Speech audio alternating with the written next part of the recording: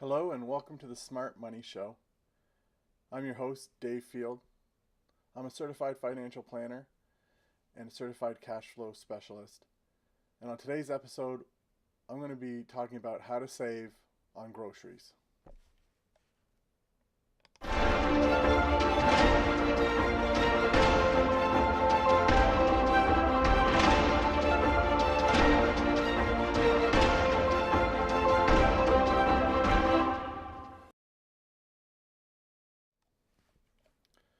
So, welcome to today's show. Thank you for joining me. And today, I'm going to talk about saving money on groceries. And our discussion today is not going to be a traditional, how to be frugal and save lots of money when you go to the grocery store. Um, this really relates back to both our previous episodes, episode 2, where we discuss about emotional spending and how to work on a weekly spending uh, amount every week for your emotional spending, and also from episode 3, where we talked about the difference between cash flow versus deals. So this expands on specifically the grocery shop as what you want to do to manage within that weekly amount. Now, the groceries for sure is your most important shopping of the week, especially if you have other people living with you that you're doing grocery shopping for, or family. It's going to take up most of your weekly spending amount. Now, not when I say most, I mean probably half or a bit more, depends on the week. Um, but really, what you want to do with the weekly spending amount is simply manage that amount to get through to the next week, right? So when you're doing your grocery shop, you want to manage that amount of groceries for that week. You're not so much worried about the next week or a month from now. You're just really going on a week by week basis. What do I need from the grocery store? What do I need to purchase to get through that week? And it can be very difficult because the grocery store is a highly emotional place. You take your feelings in there. You decide what to buy based on those feelings. And that's what the grocery stores set you up for, right? So, you don't have sales on, well, you have sales on everything, but, there's often lots of sales on unhealthy food, food that that you'd buy on an impulse. And so it's really about, yes, sales are great. If you can get something cheaper than normal, then that really works in your advantage. But it's more important that you manage that weekly amount, and you don't go over, right? So what I mean by that is, if there's toilet paper on sale and there's 24 rolls, well, how many rolls of toilet paper does your household need to get through the week? So yes, it might be half off and a great deal, but if it costs $7, $8 for that 24 pack of toilet paper, but you really only need maybe an 8 pack and that costs $4, you're spending double. And yes, you're getting more toilet paper, and yes, it's a great deal, but you don't need that to get through the week. So it is a mental shift on how to manage your money, right? The other thing too is, if it's a lot of things that aren't food items that go on sale, they can be very enticing to buy when there is a sale price.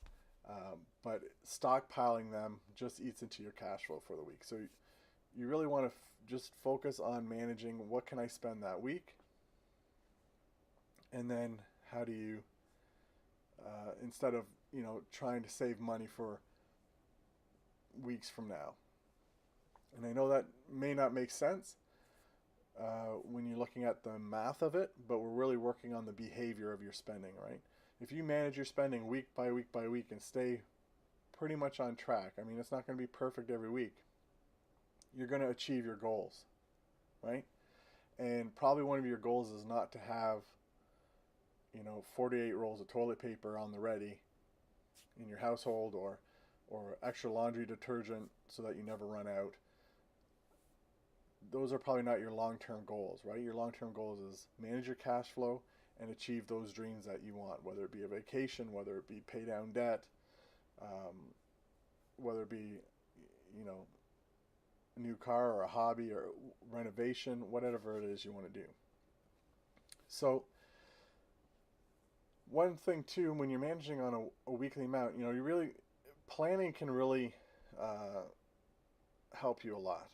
So doing up a meal plan. It doesn't have to be a formal meal plan that you write out the whole week, but it's just the meal plan is really, how many times am I going to need to cook this week, right? Do we have plans to go out for dinner? Well, then that's one less day's worth of, or one less meal's worth of food to purchase. What is the next week going to look like? Is it going to be a really chaotic week and we're not going to really have time to cook? So then is what I want to buy maybe frozen or prepared dinners, or do I not even want to do that too much and I'm going to be getting fast food or whatever? It doesn't matter. Every family is going to be different how they eat and manage, and it's just, you want to just be realistic in what your next week's going to look like. Another interesting thing to do is when you're planning your meals is, if you have your 5 staple foods you like to cook that are easy, simple for you to do, you can knock that out. Just write out the ingredients, and when you do go to the grocery store, write down the full price of those items that you need for that meal, and then just add up. What does it cost to make this meal, right? And obviously, if you go to the grocery store and things are on sale, then that's just better, and your money goes further for that week. But if you've got, say it's near the end of the week and you got one more meal to make, and you stop off at the grocery store to pick up what you need quickly, and you have $20 left in your weekly spending. Okay, well, you wouldn't select the meal that costs you $21 to make, right? You'd select the meal that might cost you $9 to buy all the ingredients for. And if one of those items is on sale, perfect. Then you have extra money there. But that kind of meal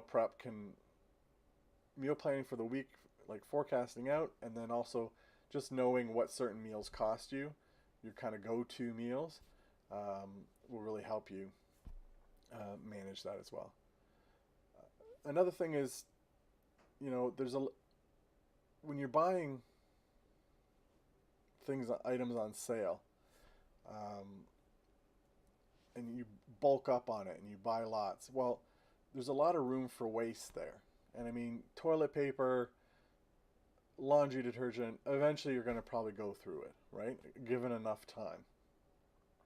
But for instance, stocking up on lots of fresh fruit and vegetables that realistically you're probably not going to eat that week, or probably not going to eat in 2 weeks just because it's on sale. Just because it's on sale doesn't mean it's not a waste of money, right? So you might have got a great deal on it, but if it goes in the trash, there was really no point buying that much food. You may pull back on, you may only buy things on sale if that's how you want to do it, but you're not going to, just bulk up on all your regular stuff you would normally buy and then for the week, and then buy lots of extra fresh fruit just because it's on sale, right? You want to do what you need to get through the week. What kind of foods do I need to get through the week? And then even if it's full price, it's still much better. The other thing about food waste is, meat. Meat is an extremely expensive part of the actual food part of your grocery bill. And it can be very enticing. Right? I get this a lot, right? If a certain type of meat goes on sale, that is something that I use a lot in different go-to dishes. You kind of want to buy extra. And I'm terrible. I buy it, package it up for the freezer, put it in the freezer in the basement, and forget about it until the freezer is kind of full and I need to start clearing it out, and there's a bunch of meat that's freezer burnt and no longer good. So buying in bulk, I mean, just know your habits based on what you do, right? So my problem with frozen meat is that you got to plan ahead and then thaw it and have it defrost in time for when you're going to cook, right? And that doesn't really work well for me. If that works well for you, and then if something's on sale and you have a little extra money that week in your cash flow, then buy one or two ahead, right? Buy one or two that you can put in the freezer and have for another time. That'll save you on a week where maybe you've overspent on your weekly spending, and hey, I can make a cheap meal based on what I have in the freezer, right? So, you're kind of putting that investment ahead a little bit from the week. But of course, if you're managing within your weekly amount, you're not going to be able to buy weeks and weeks and weeks worth of frozen food, right? It's just some frozen food that you can buy for the future, if that works for you. If it doesn't work for you, if you're like me, like really buying food on sale just because it's on sale to put in your freezer to go bad and then throw it out, is still a huge waste of money. The other thing that you may want to try when you're trying to manage your weekly spending amount in the grocery store is get to know how much a bag, or use some measurement other than a cart to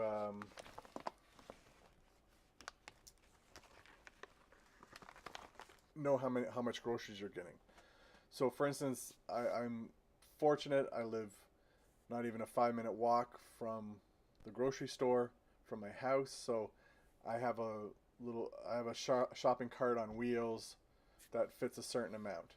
And for the size of my cart, generally filling it up and not having anything that I'm carrying outside of the cart is going to be between $60 and $75. It's very rare that it gets any higher than $75, and it's rare that it goes lower than 60. But that's kind of how. So when I go out to shop and I know how much money I have in my spending account for the week, or I have in cash, I know if I have over that amount, then I can go buy a cart's worth of groceries. Now that's not going to work for everybody. Not everyone lives as close to a grocery store as I do. So, what you want to do then is just use something else, right? So, know what a shopping like. So if they have one of the baskets that you can carry, get to know how much you can kind of fit in one of those baskets to know how much that costs. If you're doing a larger grocery shop, maybe it's the beginning of your week, but you still don't want to overspend or blow the whole week's budget on the groceries. And say you take a shopping cart. Well, in the shopping cart, put some reusable shopping bags. And the reason you want to bring your own shopping bag is that you know the size and you know what you can roughly fit in there, right? So maybe each shopping bag is between $30 and $40 worth of groceries. So, if you've got $120 to spend, well, maybe you're trying to fill 3 reusable grocery bags worth of stuff in there, and you just put that in your cart and you fill up those bags in the cart as you shop around, and then you cash out, taking everything out of the bags and then put them back in. it really doesn't matter what the unit of measurement is, but obviously if you're going in with reusable bags, you've got the bags to come out.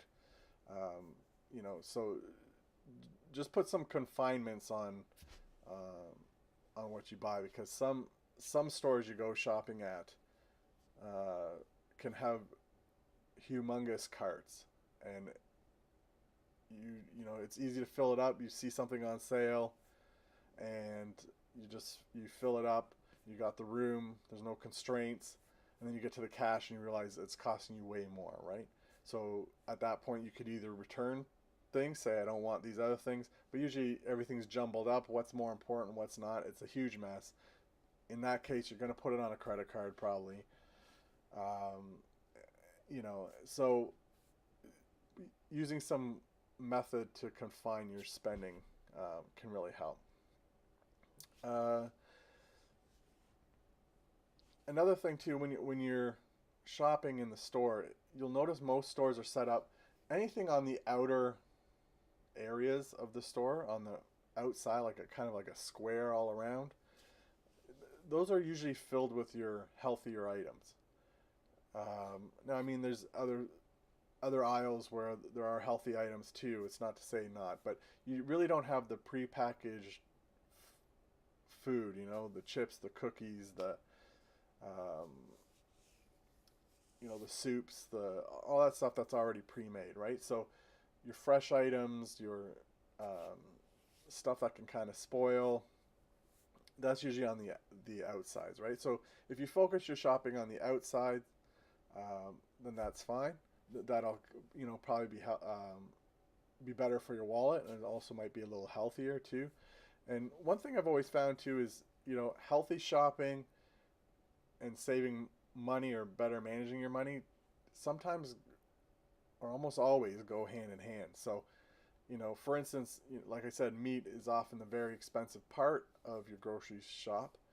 Um, so if you just cut back on how much meat maybe your family eats, right? It's not getting rid of it, it's just cutting back. So then you can buy some smaller portions that might make your money go a bit further.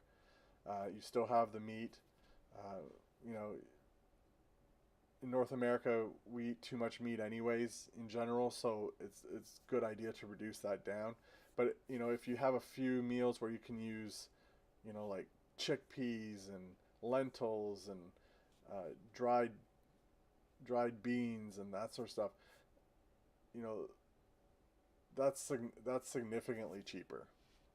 And a bag may last numerous amount of meals, whereas and cost a fraction of what one set of meat would do. So it just sometimes if you look at healthier options, it may help you better manage your money. And the other thing to remember too is it's tough every week. Your week is busy. So often, last thing you want to do is think about groceries. Last thing you want to do is think about making food. So just don't be hard on yourself. Be realistic, and you know, whatever you can do. Even if it's so a thing to remember is it was always going to be cheaper to eat in than to go out and eat. So if you're managing your weekly amount and you're eating out a lot, it's going to be very hard, very difficult to manage your weekly spending if you're eating out. You know, getting something at breakfast time, getting something at lunch when you're at work, getting something bring it home for eating out, or going out to a restaurant to eat. It's going to eat up that very fast. And so anything you can do to, even if it's simplified meals, even if it's pre-made meals, frozen meals, all that sort of stuff, right? So yes, maybe shopping on the outside of the store is cheaper and healthier and that sort of thing, but you know, buying the food you are going to eat in the store is still going to be cheaper, uh, than eating it in a restaurant, right? And I think that's why those rotisserie chickens that you often will see in a grocery store are so popular, right? I don't know how they sell them for less than what a whole chicken costs that you have to do all the work yourself. I don't know how that the stores do that, but um, there's a reason. You bring home that chicken for $7, $8, and it could be a meal or two. It's still cheaper, possibly even healthier to just do that, and much easier to manage your money for the week than constantly having to eat out, right? So just do what you need to do. Like I said at the beginning, planning your meals can be a huge help. Um, and again, it's not setting out a menu for you and your family for the week. It's just, when am I going to be home? Oh, this night's really busy. We've got to go to this and this after work. Okay, well, maybe you just need something quick and simple, right? But if it can be something quick and simple that you have at home, that you bought at the grocery store, then that's going to help you make that money go further, right? Again, I'm not saying don't go out and eat. Just if you're eating out every single or majority of the week, it's going to be really hard to manage that spending. Going out once, maybe twice, you'll be able to manage that, and then compensate with how you do your grocery shop. So again, those are some tips on saving money on groceries. I guess it's not really saving money on groceries; it's just how to manage that weekly spend on the items that are going to eat up the bulk of that weekly spending. So now that we're at this part of the show, we often will look at some questions that have been submitted. You might see down below here on the ticker. You can email your questions to us. You can email us live during the show when we have it live, or you can contact us outside that, and then we'll try and address any question you have during the next show. So today's question we had comes from Rebecca, and she says, "Hi, I'm a single mom, and I have two sons in elementary school. I work full-time, earn a modest income, rent an apartment, and I have no money left over to save. What can I do?"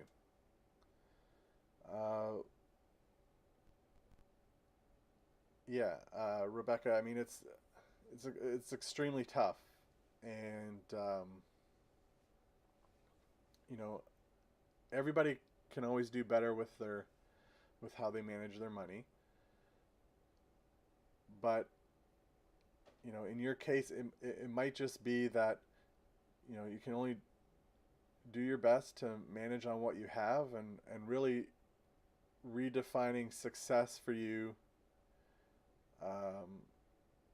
might be just trying not to go into debt, right? Or and I don't know if you are in debt, but if you do have any debts, you know, really trying to um, find money to try and pay back those debts by finding some money, or really um, bringing in the reining in the cash flow, or and maybe the weekly spending amount is a good way to do that. You just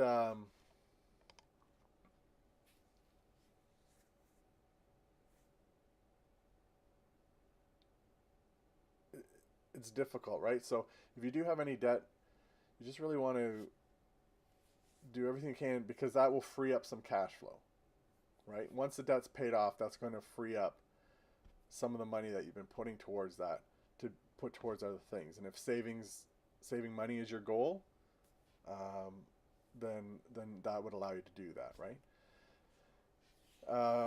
But again, like I said, if you can just manage to try and not get in and accumulate debt, then that may be a very big goal for you, and be something to be very proud of.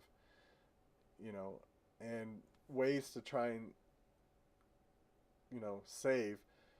Maybe just work on, if you do have debt, pay it off, and then after that, really work to just save a little bit to create a bit of a buffer. Most households do not have any kind of buffer for when life doesn't go exactly as planned or regimented week after week. Um, so you just really want to try and um, plan that out, uh, or not really plan it out, but have some money saved so that you're able to uh, have a bit of a buffer, right? If a week doesn't go to plan, you've got a bit of a buffer. You don't have to go to debt, right? Having that buffer keeps you from having to tap or put something on a credit card that then you have to work to pay off, right? And that you're paying huge interest on. So, just really try and manage that. Uh, you know, Another thing too, like when you have kids, it's very difficult. There's a lot of competing expenses. It breaks your heart to think that maybe you can't have your kids doing everything they want. Uh, and I mean, I go through that as a parent as well. Uh, you don't want your kids to miss out on anything just because you don't have the money to give them. But what I would encourage you to do is just assess what is most important, right? For kids' activities, what do your kids enjoy the most? What are they most passionate about? And just really focus energy and effort on that, right?